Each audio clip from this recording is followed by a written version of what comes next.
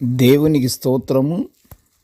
అనుదిన వాక్య ధ్యానమునక ఈరోజు 2025 సంవత్సరము జనవరి నెల 11వ తారీఖు.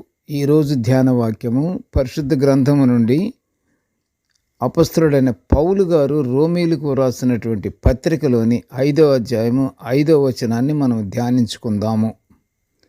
ప్రియ దేవుని బిడ్డలారా, నేటి ధ్యాన వాక్యమును పరిశుద్ధ గ్రంథము నుండి మనం ఒకసారి చదువుకుందాము. రోమా 5:5. ఈ నిరీక్షణ మనలను సిగ్గుపరచదు, మనకు అనుగ్రహింపబడిన పరిశుద్ధాత్మ ద్వారా దేవుని ప్రేమ మన హృదయములలో కుమ్మరింపబడి ఉన్నది. ప్రియ దేవుని బిడ్డలారా, నేటి ధ్యాన వాక్యము మన నిరీక్షణ గురించి ధ్యానించుకుంటున్నాము. మనుషులు విశ్వాస ఆధారంగా నూతన జీవితం జీవించగలిగేటట్లు పరిశుద్ధాత్మ వారితో ఉంటాడని పౌలు గారు రోమీలకు రాసిన పత్రిక 8వ అధ్యాయము 12వ వచనములో వివరిస్తున్నాడు. అంతేకాదు ప్రియ దేవుని బిడ్డలారా, పరిశుద్ధాత్మ చేత శారీరక క్రియలను చంపి దేవుని ఆత్మచేత నడిపింపబడినట్లయితే వారు దేవుని కుమారులై ఉంటారని పౌలు గారు చెబుతున్నారు. ఇక్కడ క్లియర్ కట్టుగా దేవుని కుమారులు ఎవరు అనే విషయాన్ని పౌలు గారు ఇక్కడ రోమీయులకు రాసిన పత్రికలో వివరిస్తున్నాడు. ఎవరు దేవుని బిడ్డలు, దేవుని కుమారులు ఎవరంటే ఆత్మచేత నడిపింపబడిన వారే. ఆత్మచేత నడిపింపబడిన వారట్లయితే వారు దేవుని కుమారులై ఉంటారని పౌలు గారు చెప్తున్నారు. పరిశుద్ధాత్మ గలవారు దేవుని ప్రేమచే నింపబడతారు. మొదటగా మానవుడు విధిగా తెలుసుకోవలసింది, తను పరిశుద్ధాత్మ కలిగి ఉండాలంటే శారీరక క్రియలు విసర్జించుచు, గలతీయులకు రాసిన పత్రికలో 5వ అధ్యాయము 22లోనో 21లోనో ఉంటుంది. ఒకసారి చూడండి ప్రియ దేవుని బిడ్డలారా. శరీర క్రియలు విసర్జించాలి. దేవుని జ్ఞానం కలిగి, ఓర్పు, సహనం, ప్రేమ, ఈ 3 కలిగి ఉండాలి. ఈ తప్పదు. ఎన్ని వాక్యాలు చదివినా, ఎంత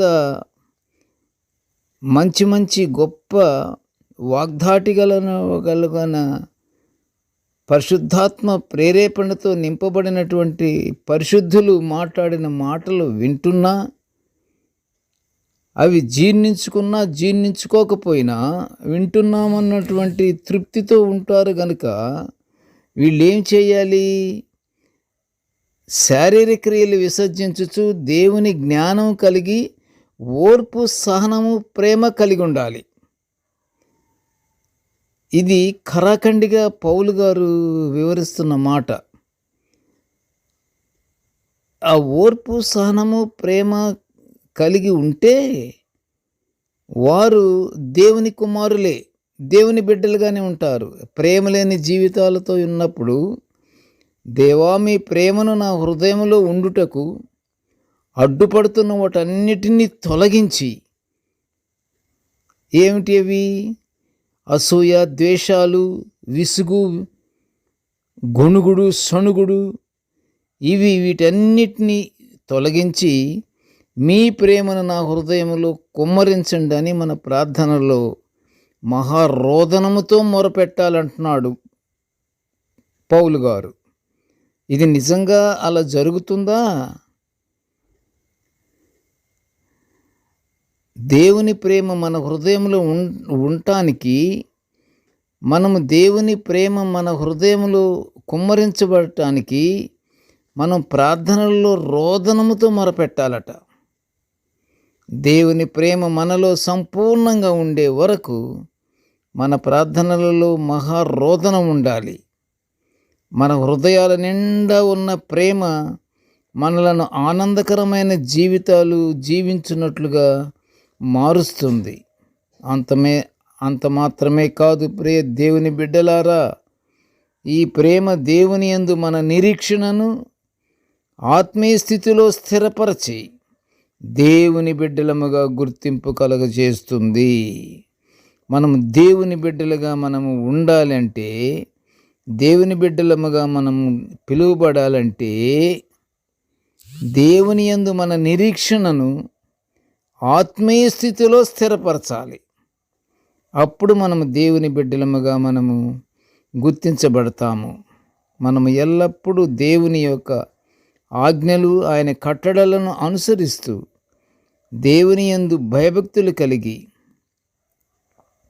మనం ఎల్లప్పుడూ ఓర్పు, సహనము, ప్రేమ ఈ 3 కలిగి ఉండి దేవునికి నిత్యము ప్రార్థనలు మనం చేస్తూ మన అవసరాలు తీర్చమని దేవునికి మొరపెట్టుకొనుచు మహారోదనముతో మొరపెట్టుకోవాలట.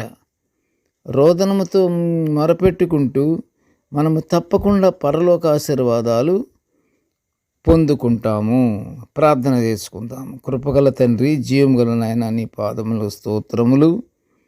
తండ్రి, నీ దివ్యమైన వాక్యాలను మేము నిత్యము ధ్యానించుకుంటున్న ఈ గొప్ప భాగ్యాన్ని మాకు అనుగ్రహించినందుకు నీ ఘనమైన స్తోత్రములు నాయన. ఇదిగో తండ్రి, మనము చేయుచున్నటువంటి ఈ యొక్క వాక్య ధ్యానములో ఎందరైతే నాయన సమాజముగా కూడుకొని వింటున్నారో ప్రభువుని మనం అడుగుతున్నాము. తండ్రి, ప్రతి బిడ్డను ఆశీర్వదించయ్యా. ఇదిగో తండ్రి, మేము నీ యందు సిగ్గుపడకుండా నిరీక్షణ గలవారమై నీవు అనుగ్రహించే పరిశుద్ధాత్మ ద్వారా మేము ప్రేమ కలిగిన హృదయములతో ఒకరికొకరు ఆనందముగా జీవించే భాగ్యాన్ని మాకు అనుగ్రహించమని ఈ మనవులన్నీ యేసయ్య పుణ్యనామమున వినయముగా వేడుకొనుచుంటున్నాను తండ్రి. ఆమెన్. దేవుడు మనలందరినీ బహుగా దీవించుగాక. Amen, amen, amen.